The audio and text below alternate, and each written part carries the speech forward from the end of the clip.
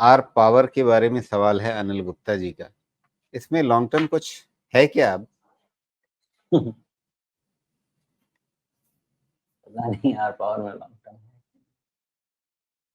क्योंकि 3 नाम लिए हैं, तो जो पहला नाम आपने बताया उस पे ही हम बात करेंगे अनिल गुप्ता जी।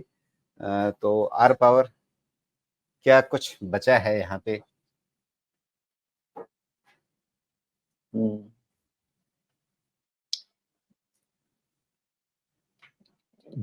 एक ही चीज बचा है कि हर क्वार्टर में लॉस और डीप हो रहा है कम होने के बजाय। तो देखिए, मैं सिंपल मेरे मेरा पहला होता है कि कंपनी में सेल्स तो होना ही चाहिए, कंपनी प्रॉफिटेबल होनी चाहिए। कंपनी में प्रॉफिट तो नहीं आ रहा है और सेल्स भी लंपी है, 3-4% के सेल्स पे हम इसकी क्या ही एनालिसिस करें। इनफैक्ट ऑपरेशनल लेवल पे नेगेटिव हो गई है कंपनी। तो भाई साहब, लेकिन मैं अच्छी किसी खासी कारण गिरावट के इसको बाद लेकिन अच्छी खासी गिरावट के बाद इसमें पिछले कुछ दिनों के अंदर वापस से बड़ी तेजी से एक चाल बनी है। तो इसके पीछे क्या नजर आ रहा है आपको?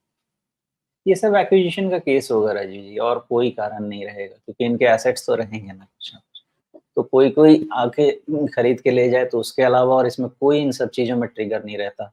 बताएँ कि किसी भी शेयर होल्डर को खरीद के पैसा बनाने के लिए कंपनी के प्रॉफिटेबल होने की ज़रूरत होती है। नहीं है, ये तो एक्विजिशन इससे ज़्यादा कोई ट्रिगर नहीं रहना चाहिए, मुझे तो नहीं।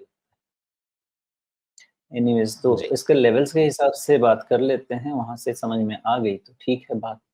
और उसमें यही बात समझ में आती है कि एक टेम्पररी बॉटम आपके पास 1950 पे है। जब तक है, तब तक है, नहीं है तो फिर पता नहीं क्या है। और ₹27 के ऊपर में अगर क्लोज़ दे, तो फिर आपका फिर से आ जाएगा 32-33 वाला। तो आप 19 एंड हाफ को अपने लिए एक नंबर बना लीजिए। जब तक वो है तब तक सब ठीक है, नहीं है तो फिर से रिवर्सल हो जाए। जी। तो अनिल गुप्ता जी, इसमें लॉन्ग टर्म का तो अभी कुछ नहीं पता है, तो लॉन्ग टर्म की कोई समीक्षा बड़ी मुश्किल है। किसी को नहीं पता कि लॉन्ग टर्म में इसका क्या होना है। तो उस हिसाब से आप सिर्फ अगर चाहें तो ट्रेडिंग के हिसाब से टेक्निकल्स की मदद लेकर के कुछ कर सकते हैं। तो लेकिन अगर आपके पास बाजार में तमाम बहुत सारे ऐसे आसान मौके हैं जहां पर आप पैसे बना सकते हैं और साथ में चैन की नींद सो सकते हैं, तो फिर क्यों इधर उधर आपको झांकना है? ये सवाल आप अपने आप से पूछिएगा एक बार।